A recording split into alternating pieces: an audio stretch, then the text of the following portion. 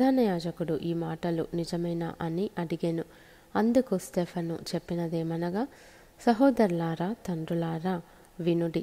మన పితరుడైన అబ్రహాము హారానులో కాపురముండక మునుపు మెసొపొతమియాలో ఉన్నప్పుడు మహిమగల దేవుడు అతనికి ప్రత్యక్షమై, నీవు నీ దేశమును నీ స్వజనమును విడిచి బయలుదేరి నేను నీకు చూపింపబోవు దేశమునకు రమ్మని అతనితో చెప్పెను.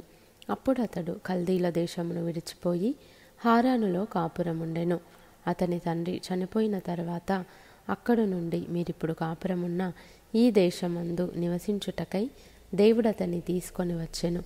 ఆయన ఇందులో అతనికి పాదము పట్టునంత భూమినైనను స్వాస్థ్యముగా ఇయ్యక, అతనికి కుమారుడు లేనప్పుడు అతనికిని అతని తరువాత అతని సంతానమునకును దీనిని స్వాధీనపరతునని అతనికి వాగ్దానము చేసెను.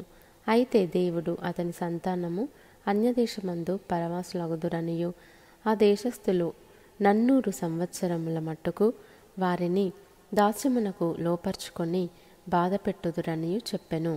మరియు దేవుడు ఏ జనమునకు వారు దాసులయుందురో ఆ జనమును నేను విమర్శ చేయుదుననియు, ఆ తరువాత వారు వచ్చి ఈ చోట నన్ను సేవింతురనియు చెప్పెను.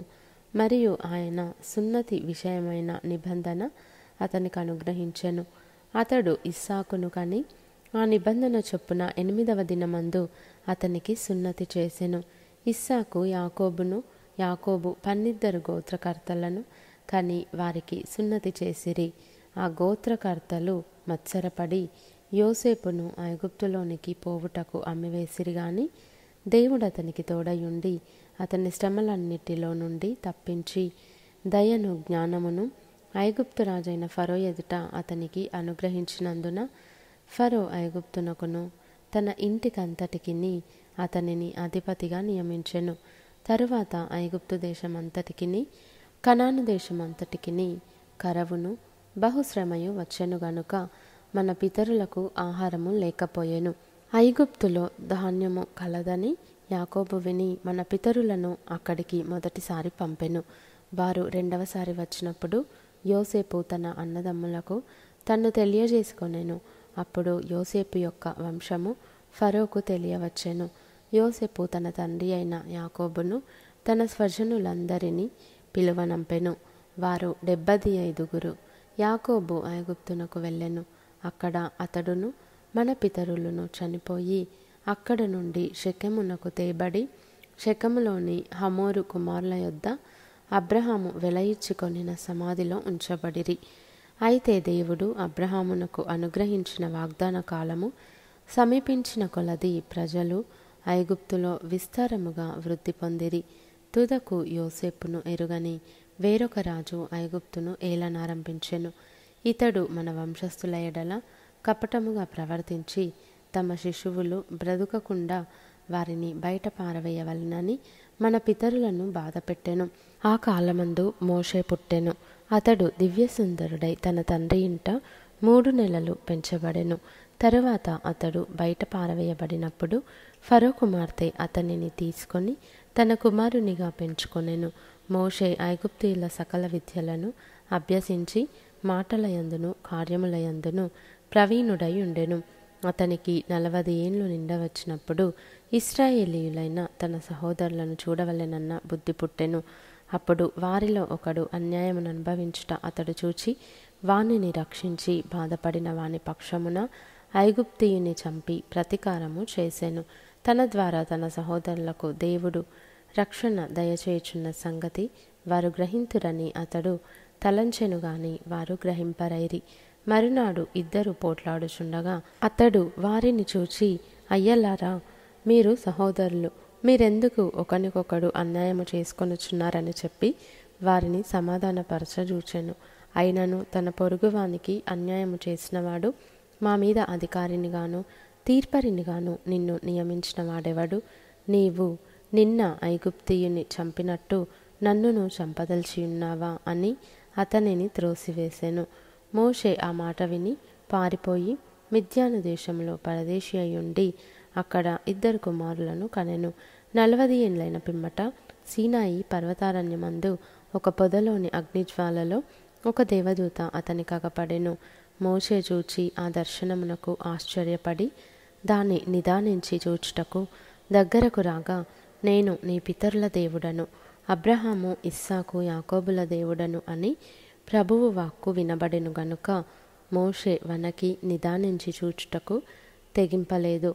అందుకు ప్రభువు, నీ చెప్పులు విడువుము, నీవు నిలిచి ఉన్న చోటు పరిశుద్ధ భూమి. ఐగుప్తులోనున్న నా ప్రజల దురవస్థను నేను నిదానించి చూచితిని, వారి మూలుగు వింటిని, వారిని విడిపించుటకు దిగివచ్చి ఉన్నాను. రమ్ము, నేనిప్పుడు నిన్ను ఐగుప్తునకు పంపుదునని అతనితో చెప్పెను. అధికారినిగాను తీర్పరినిగాను నిన్ను నియమించిన వాడెవడని వారు నిరాకరించిన ఈ మోషేను అతనికి పొదలో కనబడిన దేవదూత ద్వారా దేవుడు అధికారినిగాను విమోచకునిగాను నియమించి పంపెను. ఇతడు ఐగుప్తులోను ఎర్ర సముద్రములోను 40 ఏండ్లు అరణ్యములోను మహత్కార్యములను సూచక క్రియలను చేసి వారిని తోడుకొని వచ్చెను. నా వంటి ఒక ప్రవక్తను దేవుడు మీ సహోదరులలో మీకు పుట్టించును అని ఇశ్రాయేలీయులతో చెప్పిన మోషే ఇతడే. సీనాయి పర్వతము మీద తనతో మాట్లాడిన దేవదూతతోనూ మన పితరులతోనూ అరణ్యములోని సంఘమందు ఉండి మనకిచ్చుటకు జీవవాక్యములను తీసుకొనిన వాడితడే. ఇతనికి మన పితరులు లోబడనొల్లక ఇతనిని త్రోసివేసి తమ హృదయములలో ఐగుప్తునకు పోగోరిన వారై మాకు ముందు నడుచునట్టి దేవతలను మాకు చేయుము. ఐగుప్తు దేశంలో నుండి మనలను తోడుకొని వచ్చిన ఈ మోషే ఏ మాయను మాకు తెలియదని అహరోనుతో అనిరి. ఆ దినములలో వారొక దూడను చేసుకొని ఆ విగ్రహమునకు బలినర్పించి తమ చేతులతో నిర్మించిన వాటి యందు ఉల్లసించిరి. అందుకు దేవుడు వారికి విముఖుడై ఆకాశ సైన్యమును సేవించుటకు వారిని విడిచిపెట్టెను. ఇందుకు ప్రమాణముగా ప్రవక్తల గ్రంథమందు ఈలాగు వ్రాయబడి ఉన్నది. ఇశ్రాయేలు ఇంటి వారలారా, మీరు అరణ్యములో 40 ఏండ్లు బలిపశువులను అర్పణములను నాకు అర్పించితిరా. మీరు పూజించుటకు చేసుకొనిన ప్రతిమలైన మొలకు గుడారమును రొంఫాయను దేవత యొక్క నక్షత్రమును మోసుకొని పోతిరి గనుక బబులోను ఆవలికి మిమ్మును కొనిపోయేదను. అతడు చూచిన మాదిరి చొప్పున దాని చేయవలెనని మోషేతో చెప్పినవాడు ఆజ్ఞాపించిన ప్రకారము సాక్ష్యపు గుడారము అరణ్యములో మన పితరుల యొద్ద ఉండెను. మన పితరులు తమ పెద్దల చేత దానిని తీసుకొనిన వారై దేవుడు తమ ఎదుట నుండి వెళ్ళగొట్టిన జనములను వారు స్వాధీనపరుచుకున్నప్పుడు యెహోషువతో కూడా ఈ దేశములోనికి దానిని తీసుకొని వచ్చిరి. అది దావీదు దినముల వరకు ఉండెను. అతడు దేవుని దయ పొంది యాకోబు యొక్క దేవుని నివాస స్థలము కట్టగోరెను. అయితే సొలొమోను ఆయన కొరకు మందిరము కట్టించెను. అయినను ఆకాశము నా సింహాసనము, భూమి నా పాదపీఠము. మీరు నా కొరకు ఏలాంటి మందిరము కట్టుదురు? నా విశ్రాంతి స్థలమేది? ఇవన్నీయు నా హస్తకృతములు కావా అని ప్రభువు చెప్పుచున్నాడు అని ప్రవక్త పలికిన ప్రకారము సర్వోన్నతుడు హస్తకృతాలయములలో నివసింపడు.